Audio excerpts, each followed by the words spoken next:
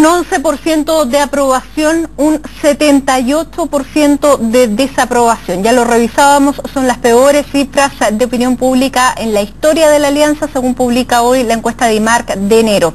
Cifras que la oposición reconocen que se deben al caso Penta, mientras que el respaldo de la presidenta Michelle Bachelet subió 4 puntos, un repunte que La Moneda interpreta como un apoyo a las reformas recién aprobadas en el Congreso.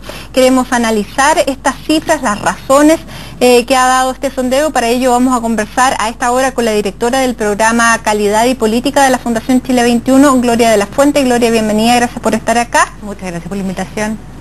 Y también con él, ahí lo tenemos, coordinador del programa Sociedad y Política del Instituto Libertad y Desarrollo, Jorge Ramírez. Jorge, también bienvenido, muchísimas gracias. Hola, muchas gracias. Son los cargos largos, así que hay que leerlos bien para no equivocarse. Bueno, pero las cifras que aparentemente no se equivocan, que ha entregado el día de hoy la encuesta a IMARC, reflejan una situación en la que no se había visto nunca a la alianza derecha o como quiera llamarse. Y quiero partir contigo, Jorge, porque se ha atribuido esta caída de 8 puntos al caso Penta. ¿El caso Penta el responsable de esta caída de la alianza? Sí. Primero un comentario general de que a mí me habría gustado ver a los personeros de gobierno comentar con la misma motivación otro tipo de encuestas, como la encuesta CACEN, pero lamentablemente a veces se impone la política chica. Pero yendo a tu pregunta, claramente el caso Penta es un catalizador de un proceso de deterioro que ha experimentado la alianza desde el año 2012 a la fecha. Hay sucesos bien específicos como la elección municipal de 2012, luego un traumático proceso de nominación de candidaturas presidenciales de cara al año 2013, la elección parlamentaria y presidencial, y un mal resultado de la elección presidencial y parlamentaria. Y obviamente ahora el caso Penta, de todos modos, tiene un efecto bien importante en términos de catalizar todo este proceso de deterioro dentro de la coalición, y por eso también es que surge esta alternativa de dar forma a un nuevo referente. Porque esto es un poco como cuando uno se cambia de casa y tiene una casa y esa casa tiene, digamos, inconveniente, y uno va reparando sobre la marcha, pero llega un momento en que sale más conveniente lisa y llanamente cambiarse de casa a una casa nueva, digamos. Pero cambiarse de casa, que en este caso sería armar un nuevo referente, solo cobra sentido si que los pilares de esa casa están bien fundados. Por lo tanto, dar forma a un nuevo referente solo por una estrategia, digamos, de marketing electoral o para sobrepasar, digamos, esta crisis momentánea sin apelar a un proceso más bien reflexivo y que de verdad oriente a la coalición, en este caso a la oposición, hacia nuevas prácticas y también a la búsqueda de nuevos referentes y nuevas aproximaciones para vincularse con una ciudadanía que está bastante desencantada. Yo creo que podría ser también problemático. Ya voy a ir contigo, Gloria, pero no quiero dejar pasar esto. ¿Y la alianza, a tu juicio, está preparada para hacer ese proceso de cambio de casa, digamos, dejando la basura en otra parte? ¿O hay análisis y diagnósticos distintos que pueden hacer correr el riesgo de que se cambien con todos los trastos viejos a la nueva casa? No, obviamente un proceso, yo creo que hay que fijarse metas de corto, mediano y largo plazo, digamos. En el corto plazo hay que enfrentar una elección municipal, y obviamente ahí se va a jugar mucho respecto al escenario prospectivo de cara a la posibilidad de ser nuevamente gobierno por parte de la alianza. Y obviamente tiene que existir un proceso de reflexión programático en torno a lo ideal, a los principios, a los fundamentos de la acción política de la centro derecha, pero también tiene que existir una línea política clara de conducción. Y en eso yo entiendo que se está avanzando. Obviamente es un proceso que se hace más bien desde una esfera, digamos, con menos exposición a la opinión pública, pero existe, digamos, un documento y algunas líneas que de algún modo permiten proyectar algo más allá de este escenario que es de crisis, digamos. Gloria, para la nueva mayoría, ¿cómo llegó este efecto del caso Penta? Porque podemos tener dos lecturas.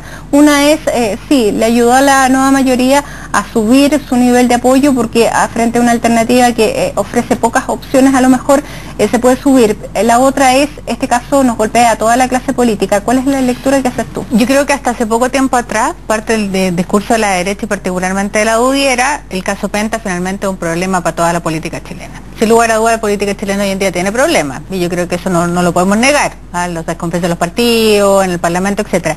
Sin embargo, me da la impresión de que esta encuesta está mostrando de manera más o menos clara que finalmente el caso Penta está bastante acotado a la derecha. Y ahí uno se pregunta si Renovación Nacional no está pagando un costo muy alto por estar en esta coalición de oposición, que en la práctica, y particularmente la UDI, que no ha tenido en la práctica la posibilidad o la capacidad de poder acotar o circunscribir claramente el problema. Bueno, como la estrategia de RN ha dicho este pastelazo de Penta, con esas palabras lo estamos pagando todos, pero lo está pagando también la nueva mayoría, porque se dice que, o sea, hay una pregunta que habla la corrupción dentro del gobierno, y en ese ítem también aparecen como que son todos corruptos. Yo creo que hay algo de eso, pero hay algo del descrédito de la política que tiene que ver con, y yo creo que es anterior al caso Penta en particular. Obviamente el caso Penta tiene alta connotación pública, pero me da la impresión de que claramente está afectando muchísimo más a la coalición, en el fondo, que está en la oposición hoy en día. Más aún cuando, insisto, no ha habido capacidad de acotar claramente aquello que está pasando, particularmente con un partido político o con los personeros involucrados en la problemática del caso Penta. Sabemos que hay nombres específicos de parlamentarios, sin embargo la decisión del partido en particular ha sido de alguna manera tratar de expandir esto, ¿no? O esperar que no sé qué más señales de la justicia para que esto quede más o menos claro. Entonces tengo la impresión de que, claro, todo el mundo político de antes del caso Penta está en alguna dificultad respecto a la relación con la ciudadanía. Esto afecta de todas maneras muchísimo más a la derecha en particular. ¿Puede tener efectos electorales este caso Penta? Porque no hemos llegado, digamos, al fondo. Todavía queda el paso de los políticos involucrados por tribunales, una imagen que, más allá de si sean culpables o no, es una imagen muy fuerte. Primero, ¿se ha tocado fondo y cuánto puede influir electoralmente este caso para la alianza? Bueno, yo creo que esta es claramente una señal que es un llamado a atención por parte de la ciudadanía a la centro derecha, en este caso a la oposición, y obviamente tiene que ser tomado con responsabilidad por parte de los actores políticos, y por supuesto que puede tener algún grado de impacto electoral. Ahora, la proximidad de la próxima elección deja algún margen, digamos, para precisamente reconstituir el vínculo que se debe generar entre un partido político, digamos, y la ciudadanía, y en ese caso hay una oportunidad de por medio. ¿Y qué hay que hacer en esa oportunidad? Porque aquí hemos conversado con muchos presidentes de partido y algunos dicen las responsabilidades son personales, otros dicen más bien las responsabilidades debieran ser institucionales, hacer una pérdida general, aplicar sanciones éticas, no aplicarlas, mantener a la gente que está siendo o sindicada como responsable lejos de las directivas. ¿Qué es lo que tendría que hacer desde el punto de vista fuera, como un observador político? La receta para la alianza para recuperar parte de esta credibilidad que ha perdido en la ciudadanía. Yo creo que la alianza tiene que entrar en un proceso de reflexión programático, y en cuanto a la acción política, tratar de vincularse con los ciudadanos, con quienes se sienten cercanos a la visión de centro derecha, y también tratar de proyectar liderazgos que de algún modo no estén vinculados digamos, al escándalo Penta, digamos. Tratar de proyectar vocerías nuevas, tratar de generar renovación de cuadros, y que también es útil para proyectar liderazgos de cara a las nuevas elecciones municipales. ¿En ese sentido debería salir Ernesto Silva? Es que corresponde a la vida interna de cada partido. Yo tampoco sé si sea lo más preciso en este momento dejar un partido acéfalo en medio de una crisis, digamos. Yo creo que es mejor que decante la situación, separar bien lo que es la lista judicial de la lista política, y evaluar en su minuto si es que en el contexto de esta reformulación que se está generando dentro de la centroderecha, a partir de un partido único o una federación de partidos, etcétera, corresponde que sea Ernesto Silva quien lidere este proceso, pero son las propias bases de la UDI que se debieran pronunciar sobre eso. Sí, pero me parece que en cualquier escenario lo peor es no hacer nada o dar señales como si nada pasara, y yo creo que lo que ha ido pasando en las últimas semanas es esta idea del nuevo referente político, que en el fondo es como si no pasara nada respecto al caso Penta, no se hace cargo, y más aún la UDI no inicia ningún proceso interno más que esta excusa de la ciudadanía, que fue por lo demás bien general, ni un proceso interno que dé cuenta de democracia interna del partido para poder investigar aquello que está sucediendo. Me parece que finalmente es un error que se paga de manera muy cara y muy costosa hoy en día. Me parece también que hay que decir que que esto no es una buena noticia en general para la democracia. Si tenemos una oposición debilitada, es bien difícil avanzar en reforma. Aquí no se trata de pasar aplanadoras, ni mucho menos, aunque la nueva mayoría tenga hoy en día la mayoría en el Congreso y la fuerza política para llegar adelante la reforma. Obviamente la lógica de la discusión en democracia es también que existe una oposición que tenga la capacidad de plantear proyectos alternativos a la ciudadanía. Si no hay proyectos alternativos, la verdad es que esa sola hegemonía en la práctica yo creo que le hace también mal a la democracia. Creo que hay que generar discusión. El gobierno de la nueva mayoría no tendría ninguna excusa para no sacar y no seguir sacando adelante las reformas que se ha planteado. Yo creo que sí, de hecho lo que ha mostrado o el ejercicio que ha sido del casi año de gobierno de la presidenta Bachelet es que de alguna manera hay que buscar mecanismos para llegar a consenso. En la reforma educacional, con todo lo difícil que fue durante enero, finalmente logró generar ciertos consensos con algunos cambios al interior del mismo proyecto original, digamos. Gloria, la reforma binominal lo mismo. Hay razones para estar contentos dentro de la nueva mayoría, porque si bien la presidenta aumenta 4 puntos su aprobación, disminuye también el rechazo, pero el rechazo sigue siendo mayor que la aprobación, y frente a este escenario en que no hay una oposición definida, ¿podría haber sido un mejor escenario para el gobierno para tener mejores números? O sea, pensemos que todavía la encuesta se aplica durante el mes de enero hasta el 29 de enero, de hecho que es cuando se termina el terreno. Todavía no se presentaba, por ejemplo, el proyecto de aborto, probablemente mucha parte importante de la ciudadanía no se ha enterado de la relevancia o no ha visto palpable la relevancia que puede tener la reforma educacional, como así como se va a implementar en esta primera etapa. Entonces, a mí me parece francamente que este buen resultado, son 4 puntos más, tampoco es una cosa excesiva,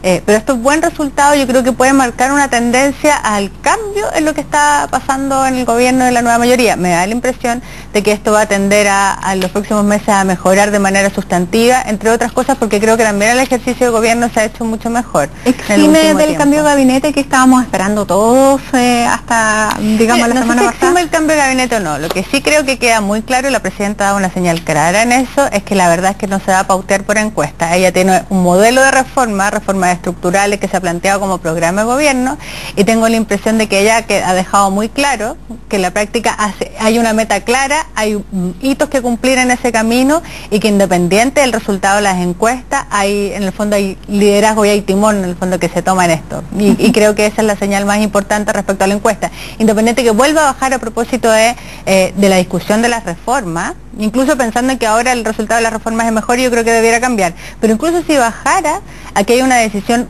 clara y categórica de la Presidenta de la República de avanzar hacia aquello que prometió en su programa.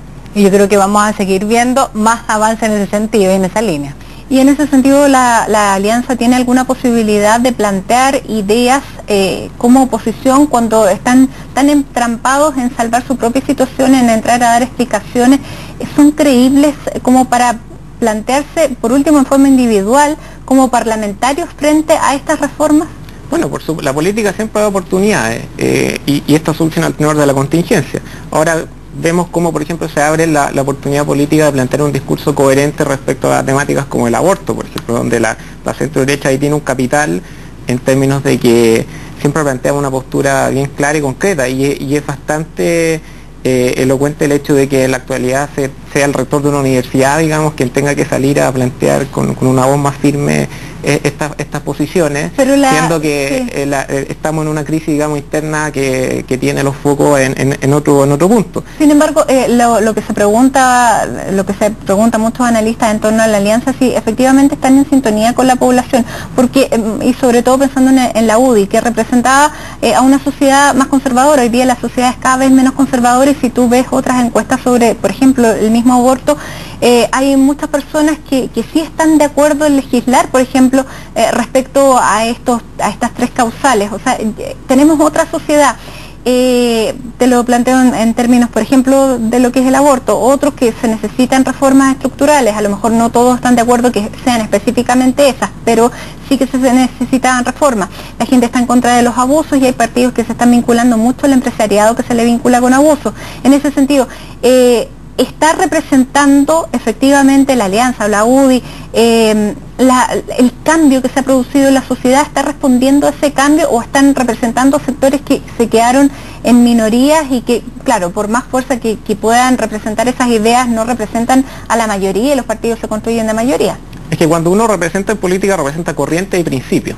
y tú por representar corrientes que obviamente son la expresión del sentido ciudadano en un momento determinado en el escenario político, tú no por eso vas a desconocer ciertos principios que inspiran tu acción política. En este caso el principio de la ciencia de la vida, o cuando la UDI adhiere a un modelo de economía social de mercado, cuando se opone a la reforma educacional porque atenta contra la libertad de elección de los padres de elegir el proyecto educativo de su hijo, son cuestiones de principio.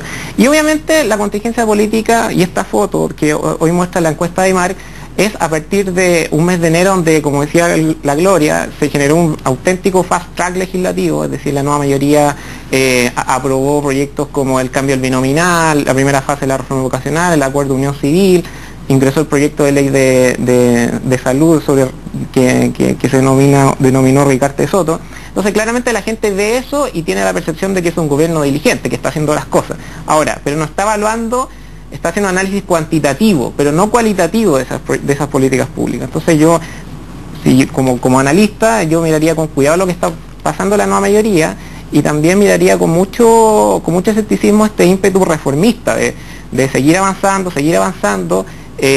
tratar de vencer y no siempre convencer en la acción política, porque como decía la Gloria, esto se hace con la oposición, y porque claramente la ciudadanía puede cambiar de opinión respecto al contenido de esta reforma una vez que ésta entren en su fase de aplicación. Y yo creo que todas esas visiones que tú me preguntabas respecto a temas como el aborto y el capital de credibilidad que puede tener la oposición, o la legitimidad desde la cual la oposición plantea sus posturas, yo creo que estos temas son una oportunidad. Una oportunidad más para tener un proyecto político alternativo. Yo creo que finalmente lo que ha faltado hoy en día en la discusión en la derecha es eso. Más allá de ir al Congreso y oponerse por oponerse, cumplir ese rol, en rigor es plantear modelos alternativos. Yo creo que hoy en día la oposición, a propósito de que creo que la nueva mayoría logró en la última elección presidencial de alguna manera correr el cerco y poner temas en la agenda que en Chile estaban vetados en rigor. Hablar del cambio del binominal, de reforma tributaria, eran temas que eran sinónimo del cuco hace poco tiempo atrás. Hoy en día ya es posible plantear esos temas, y no solamente es posible avanzar, y creo que ahí la derecha, además de, por cierto, la debacle electoral que significó perder más de 1 millón y casi 1,5 millones de votos, se quedó sin un referente claro respecto a cómo avanzar o cuál es el modelo alternativo, y creo que ahí es donde uno espera que una oposición clara, madura, en el fondo que logre hacer su propio proceso interno, se plantee en el Parlamento con esas alternativas que uno esperaría que suceda. Ahora, en materia de reformas, tú lo decías, hay reformas estructurales, ambos lo reconocían, en que la ciudadanía partió con una cierta visión, hubo una crisis o un desgaste fruto del mismo debate parlamentario que tampoco dejó a la clase política tan bien parada, pero finalmente las reformas están teniendo un curso que cada vez están siendo más aprobadas. Sin embargo, hay áreas donde prácticamente se han hecho muy pocas cosas. El tema del conflicto mapuche, el tema de transportes, el tema de delincuencia, son temas que le pueden pasar la cuenta también al gobierno, que hoy día estamos viendo que ha visto un quiebre en la tendencia, pero hasta hace un mes estábamos viendo cómo iba cada vez cayendo la aprobación al gobierno y a la presidenta Bachelet, y preguntábamos dónde estaba la cercanía y el capital político.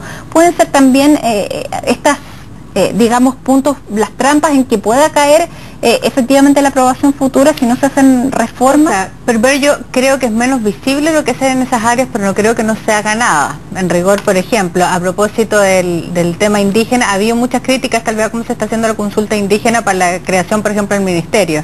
Pero se está haciendo algo en esa materia. Lo mismo en materia de seguridad, hay un Ministerio del Interior que está encargado de aquello, que ha estado en el fondo al frente de la política, probablemente no con los mejores resultados, pero hay en el fondo política pública al respecto. Obviamente un gobierno no puede descuidar ninguno de los frentes, por eso hay un montón de carteras, y ese montón de carteras se dedica a distintos temas, a distintos sectores, y creo que evidentemente ahí hay cosas tal vez que hay que hacer mejor, pero me parece que la evaluación en general es que no habiendo cumplido aún un año el gobierno, ha logrado en 10 meses hacer muchísimo más de lo que se habría esperado en mucho tiempo. Por ejemplo, decíamos, y teníamos una importante preocupación, y tal vez todavía, sobre cuál va a ser el desempeño económico.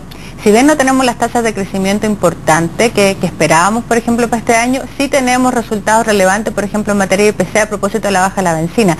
Ese tipo de cosas, las macro, la aprobación de las grandes reformas, pero también las cosas micro que se tienen que ver con lo cotidiano, las personas se sienten, y que finalmente las personas, claro, está mediada por eso. más, claro, más, digamos, hay una tendencia al optimismo en ese aspecto, en el aspecto económico y en el aspecto también del empleo, pese a que los empleos que se están construyendo no son los empleos que tenía en el gobierno anterior, son empleos que... La tasa de crecimiento que tenía el gobierno en materia de empleo, ni la calidad, claro. Porque son empleos independientes. Ahora, en términos políticos, Jorge, ¿era el momento de plantear un nuevo conglomerado? Sí, o sea, si no lo plantea ahora, digamos, la idea del nuevo conglomerado es difícil que flotara, digamos que genera algún grado de consenso dentro... ¿Pero es por hacer algo o es para responder a algo? Porque claramente cuando un presidente de partido dice que estamos pagando el pastelazo de Penta, ¿cómo puede querer hacer una alianza con el mismo que se está pegando el pastelazo? No, yo creo que el análisis no es tan simple o trivial en términos de que esto sea una respuesta, digamos, simplona al escándalo Penta. O sea, hay algo de eso, pero también hay algo de visión política y prospectiva. No hay que desatender el hecho de que estamos frente a un cambio en las reglas del juego político. Se acaba de cambiar el sistema electoral. Hay nuevos incentivos, digamos, para estructurar nuevas agrupaciones. Hay muchos movimientos emergentes, digamos, nuevos referentes que están surgiendo desde el mundo del centro social cristiano, que por de pronto podrían tener algún grado de afinidad política programática con sectores de la centro derecha, y se está articulando un movimiento, digamos, de oposición política y también de oposición ciudadana. Recordemos que se habló durante largo tiempo del concepto de la oposición ciudadana, porque las políticas de Bachelet estaban generando mucho rechazo en la ciudadanía, incluso estaba movilizando a la gente, y por eso surgió la inquietud de algún modo poder capitalizar ese descontento ciudadano hacia las políticas de Bachelet, porque no se estaba logrando, y hasta el momento no se ha logrado, hay que hacer la autocrítica. Entonces, una respuesta, digamos, desde la conducción política fue de algún modo establecer un referente que fuera capaz de algún modo aglutinar todo ese sentimiento, digamos, de la defensa de ciertas libertades individuales y de la oposición a un régimen como, o sea, a un gobierno como el de la nueva mayoría que estaba de algún modo avanzando. Y pensando también, claro, que quedan 5 meses para armar la plantilla parlamentaria, la plantilla municipal para las próximas elecciones. Jorge, Gloria, hagamos una pausa y vamos a seguir conversando de los resultados de la encuesta ACEP, el análisis hacia dónde va la política en este inicio de año. Luego de una pausa ya regresamos. Esto es Resumen Ejecutivo.